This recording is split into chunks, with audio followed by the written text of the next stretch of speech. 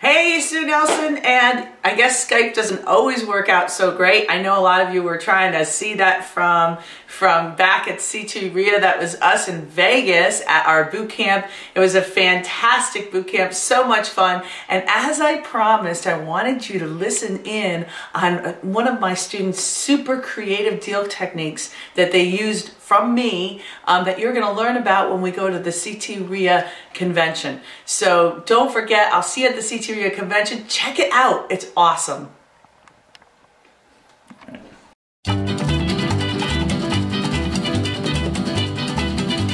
I'm in Las Vegas. I just completed my it's my 3-day boot camp. Tomorrow will be my 4th day. We're going to do a mastermind.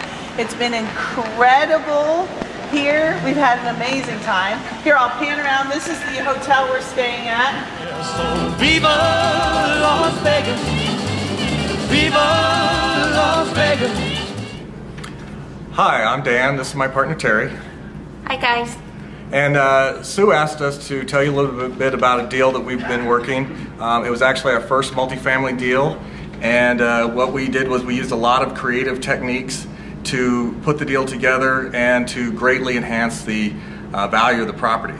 So this was our, like I said, our first multifamily deal. We had looked at several markets, and we flew out to this one market. We contacted several brokers, told them we'd be there. We're looking at their properties.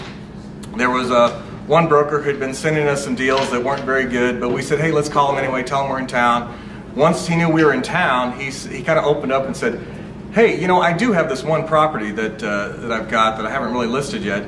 And so we, he said it's bank owned, and we, our ears immediately perked up because, we love bank owned properties. We've done some of that with single families.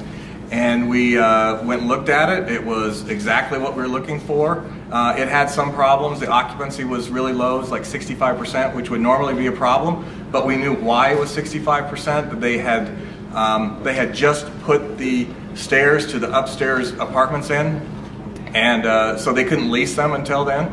So we got the property under contract. And then we told the bank that they need to carry back the financing. They said no, they don't want to do that. But as Sue always says, they're always going to say no initially.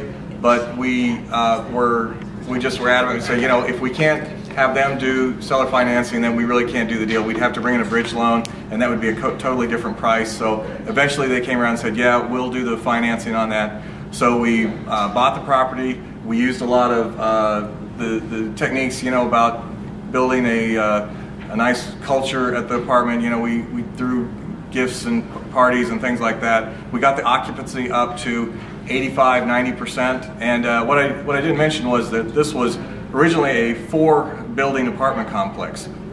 The 4th building had never been completely renovated.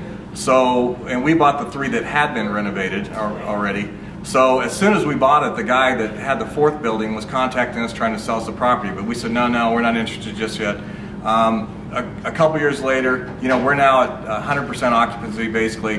The guy contacts us and we say, okay, well, let's do a deal. I can't finance your property because, you've only got like 2 up units, the rest are vacant or completely down. But what I'll do is I'll do a lease option. We'll take over all the management responsibility. We'll collect the rents, pay the utilities, do all the repairs. We had an option that we recorded, option to buy recorded to cloud the title, so he couldn't do anything funky out there. So then we completely, as we said, we completely renovated the property. We actually borrowed money from some mutual funds that we were able to borrow at like 3.5%. So we didn't have to sell the mutual funds, we just borrowed against it. So that's something you need to talk to your bank about. And then after we got it renovated, we leased it up. We talked to a bank about refinancing, a different bank about refinancing all 4 buildings. And what we were able to do was we bought out the loan on the first property, we paid for the purchase price of the second, we paid out all the rehab costs, we put new roofs on all the buildings, we put a good chunk of money in our pockets, and when all was said and done, we'd increased the net equity in the property about $300,000. And double our cash flow. And doubled our cash flow. So now what we've done just recently is that we found out through our network down there that the property next to us was going into bank foreclosure. and we contacted the bank, and we had to negotiate with them for about a year, but we're doing the exact same thing, except this one doesn't need to be renovated. We're just going to refinance the property, roll that into there, and basically we haven't, except for the original purchase price, we've added 12 units and then 6 more units at no money down.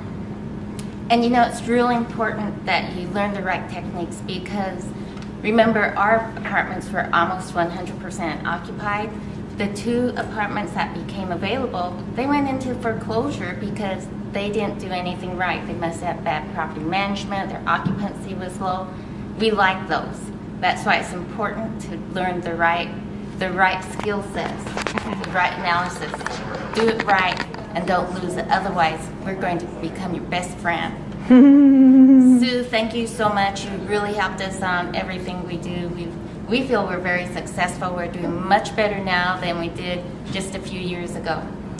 Yeah, I mean, it's all these different tricks and tips and techniques that we've used that's really allowed us to greatly increase our net worth and our knowledge, and it's these kind of things that Sue teaches that are just invaluable.